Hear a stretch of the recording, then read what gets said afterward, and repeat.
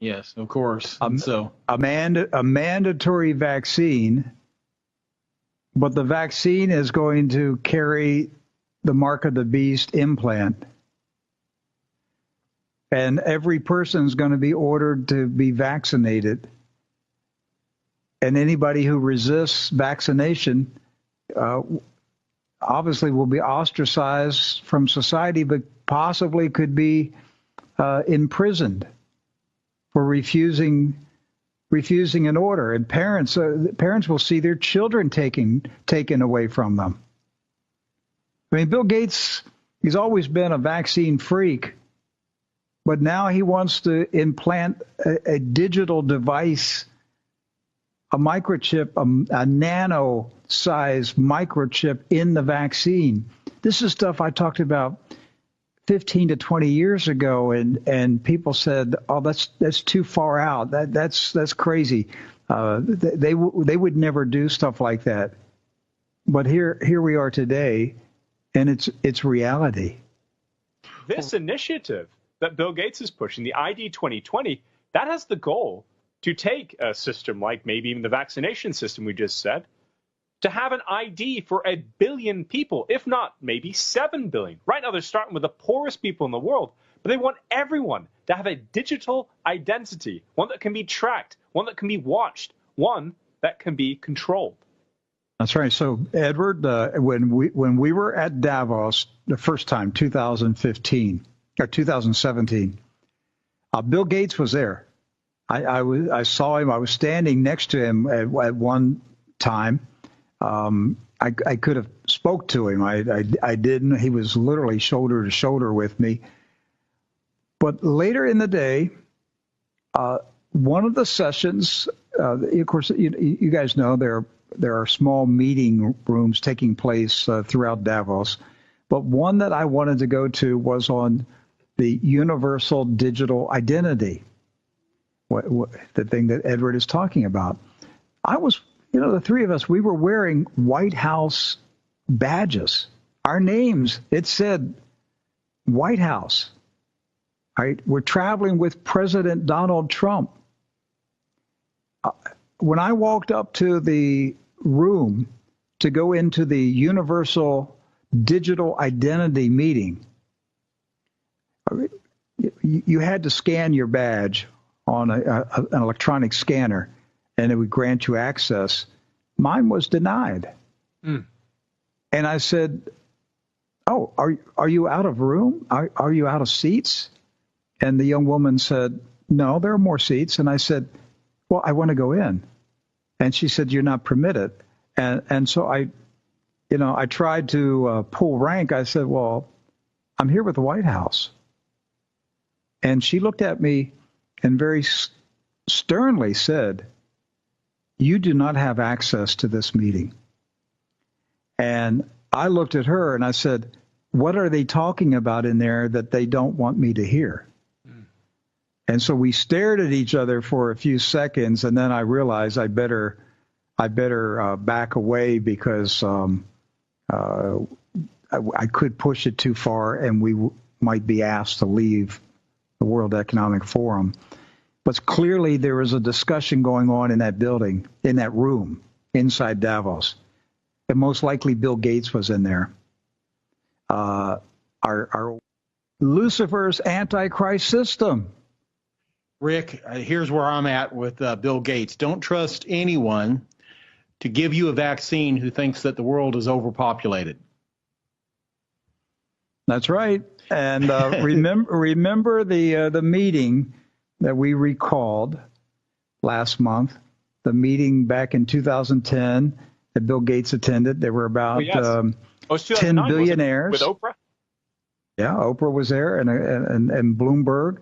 About 10 billionaires met in New York City to discuss pooling their resources together to reduce the Earth's population. And that was reported on the front page of the Times of London. Now, that happened to be the night that we did that show last month. That was our very last True News Godcast on YouTube. In the morning, they canceled our account.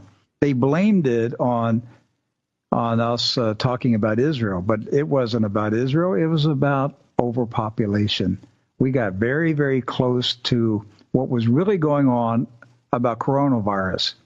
And here we are today, and you guys are connecting the dots and showing that Bill Gates wants to track every human who's been vaccinated with a coronavirus vaccine. And he wants to put a microchip in the vaccine, a nano-sized microchip. He calls it a quantum dot tattoo. This guy's an enemy of the human race. He's an enemy of Almighty God. Bill Gates is turning out to be one very evil man. Mr. President, you are right, and I hope you will trust your instincts. America is not meant to be shut down, and we have to reopen schools this fall. I've been in touch with almost 1,000 doctors from around the country.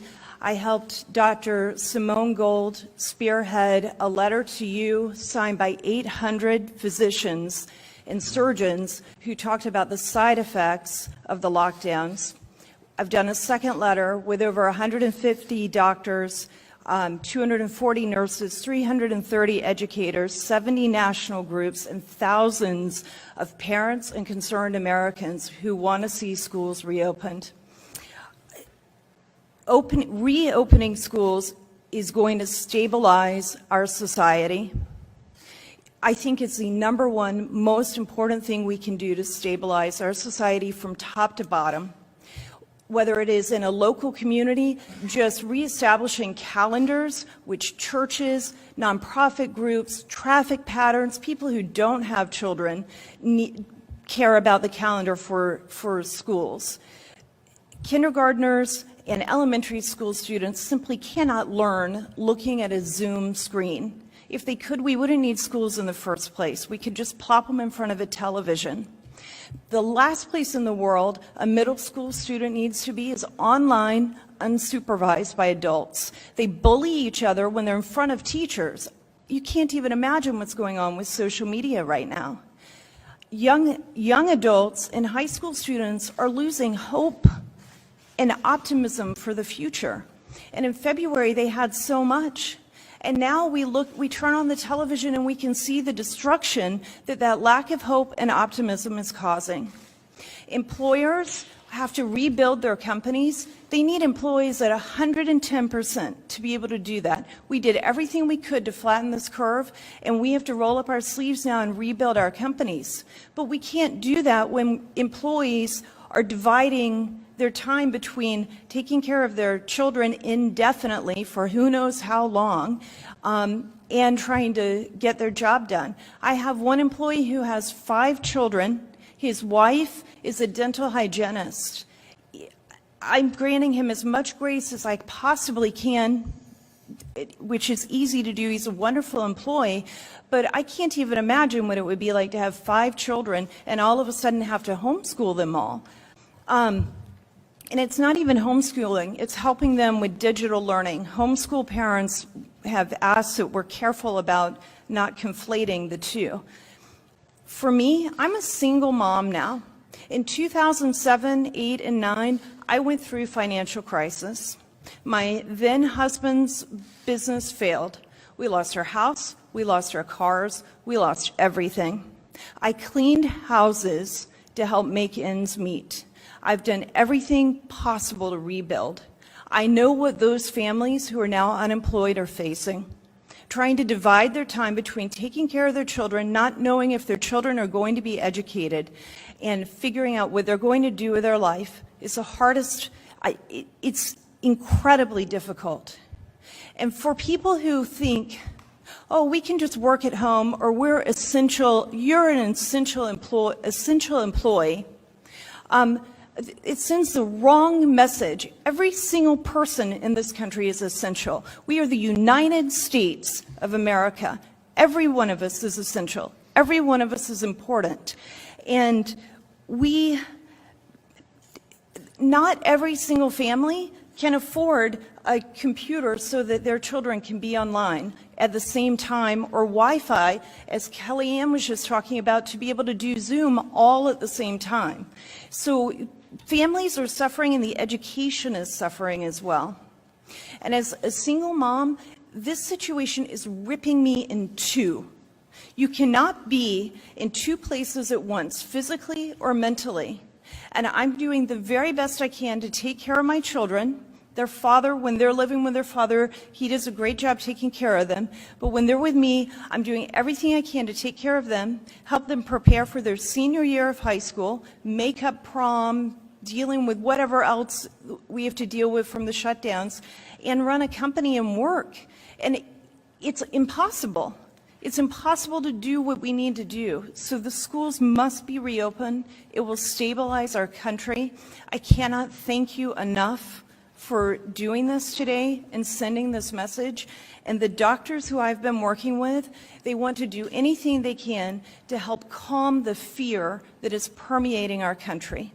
They understand we have to have a healthy respect for the virus, and we have to be able to live our lives. And they and I will do anything we can to help you with that.